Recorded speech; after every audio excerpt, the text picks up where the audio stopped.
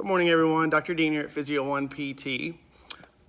Told you yesterday on social media that I was going to start some more videos back up for you guys. I've got my own list.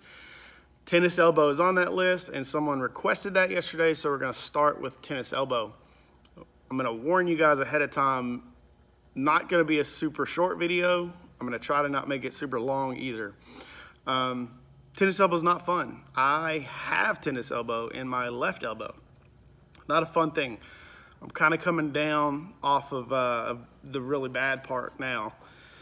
But let's talk about tennis elbow a little bit. The medical term for tennis elbow is lateral epicondylitis. Now, the outside of your arm, right at the bottom of this bone, is a little knot, a bone that feels a little knotty. That's your lateral epicondyle. The tendons from your forearm that make your wrist do that attach right there. So if you come right down towards your wrist from that knot and you do that motion, you should feel the muscles pop up. That's where you get your problem with tennis elbow. What's happening in there is you're getting micro tears and things in the tendon, and almost always it's from overuse. Can be overuse from different things, and we'll get into that.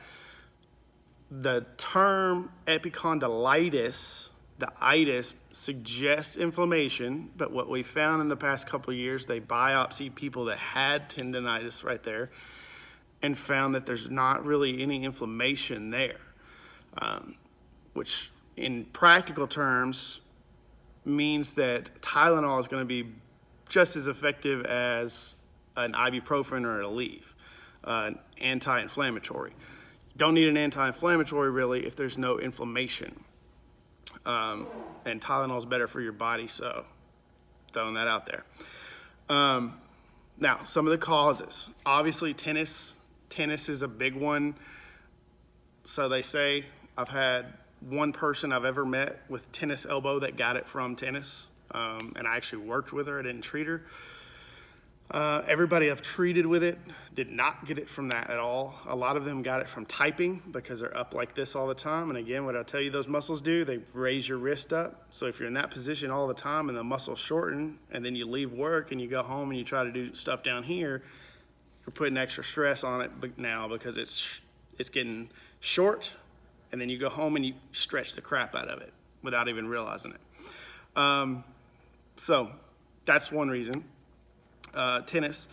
Another reason is something very many people do not think about is neck issue. Actually, if you've had a history of neck problems and you've developed this tennis elbow out of nowhere, it could be because of your neck. You could have some inflammation going on in that side of your neck. It could be just a compression on a nerve that's coming out of your neck, which is not that bad. It sounds bad, but it's not as bad as it sounds. You can also get a nerve compression over here. So the nerves that come from your neck and go down to your arm, they cross right there and then go down. You can get that compression there. What the nerve compression does, you're putting the pressure on the nerve that goes to the muscles in your forearm. It weakens those muscles because it's got compression. That means the signals aren't getting through the nerve as fast as they should. That weakens the muscles. So when you try to do less work with weaker muscles, it wears them out faster. And again, that translates to an overuse. The overuse of a weak muscle is going to cause that tendon to start hurting and getting micro tears and things easier. Last one I can think of, you have ligaments here. You have one bone that rotates around another bone in your forearm. There's a ligament that holds it there. That ligament can get tight and cause an impingement, which can throw abnormal forces onto that tendon. And at some point in time, again, overuse, because of the impingement, the overuse will develop quicker and get that pain in that tendon. Different reasons cause it. All that said, what can you do for it? First of all, rest. If you're playing tennis, if you're lifting, if you're very active, you have to rest. It's not fun. but try to get away from anything that's going to use your wrist extensors, that's wrist extension, for a couple weeks at least. Not telling you to stop everything, but maybe switch to, running or biking or something else for a couple weeks. Give that a rest. Tylenol can help with some of the pain. Ice, you definitely want to ice it. I know there's not really any inflammation in there, but that ice will help it feel better. And then you got to figure out what the cause is so you can fix it and it doesn't come back. If you can do that on your own, great.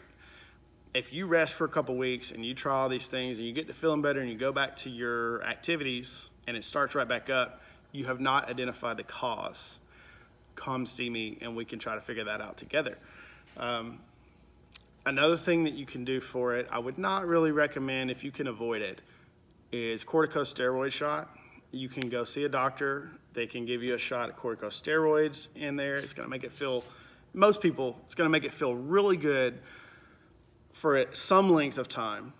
And then the pain's gonna come back and you're gonna want another one. The problem with a corticosteroid shot is it weakens the tissue. So if you are playing tennis or you are active and you go get a corticosteroid shot, all that we just talked about, you've weakened your tendons already. You've got some micro tears in there, which is fairly normal. It just gets to a point where it's not. You've weakened it already. You go get something to feel good, an injection, it weakens it further. And while you're feeling good, you're still doing your activity. Just use some logic there and decide for yourself what's going to happen. If you have an already weak tendon, you put a chemical into it that weakens it further and you continue doing the same thing. 2 + 2 = 4. We know what's going to happen.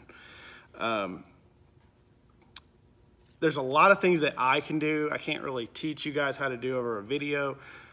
With PT, we can do wrist mobilizations. We can do elbow mobilizations, different things.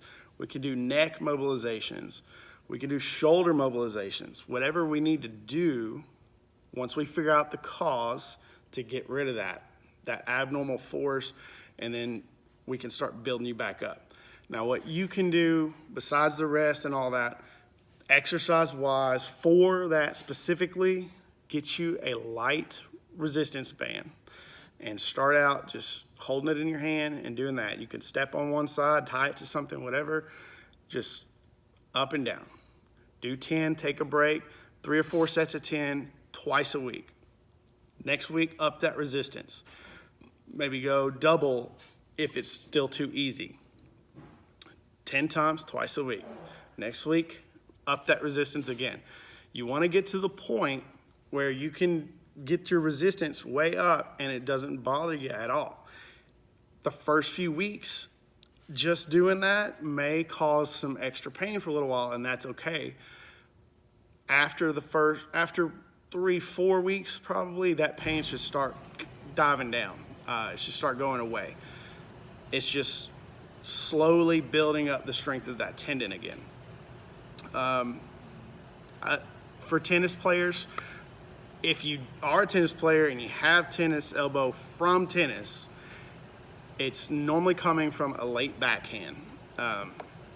If you're not swinging early enough, you got to get your wrist into it, and that's the late backhand. Try to get your shoulder into it and keep your wrist neutral. So, I'm not that way, I'm not this way, I'm right in the middle. You want to keep your wrist that way when you swing. Another thing that you can do, get a very forgiving material in your racket. You can get a wood, a fiberglass, what's another, graphite. You can get a those 3 are really forgiving. You can use the gut strings versus the nylon strings. They're a little bit more forgiving. They disperse forces better. Try to keep your tautness. I don't know a whole lot about tennis, but you want it strung at about 52 to 55-ish, like low to mid 50s pounds of pressure. The bigger your racket size, it's going to disperse the forces a lot easier. So that'll take some pressure off your elbow. Don't get too big of a grip or too small of a grip either. If you're squeezing too tight, or you're not squeezing very tight at all because you got this big grip, it changes the forces. It's good to get just kind of a medium-sized grip. All of those things with just a tennis racket can help prevent or reduce some of that. With everything else, if you guys have any more questions about tennis elbow, it's not a fun one. It's really not. If you're an active person and you're doing things with your hands in whatever exercises or activities you do, if you can, try to take that rest for a couple weeks and switch your exercise type to something cardio based, or I don't know, focus on legs for a couple weeks. It's hard to do, I get it, but it would be really good for the tendon. And even during your rest, you can still use the very, very, very light weight and do that exercise specifically to work that tendon. I would not recommend stretching. So if you were going to stretch that tendon, you would go the other way and push like that. When you have that problem, you don't want to stretch it too much because you can make it worse. It's better to actively contract it, work it, get some blood flow to the muscle, but get the tendon moving. Again, if you guys have any questions, hopefully this was informative for you guys. The band, I'll just say this real quick. The band around your forearm, use it if you like it. If you don't like it, don't use it. It doesn't matter either way. But if you guys have any more questions about tennis elbow, if I missed something that you wanted to know specifically, let me know. I'll be happy to add it on. I can send you a direct message, or you can send me one. It doesn't matter. Here to answer questions. I want everybody out there feeling good and doing good, doing their stuff that they enjoy doing. Hope you guys have a great weekend and a happy Friday.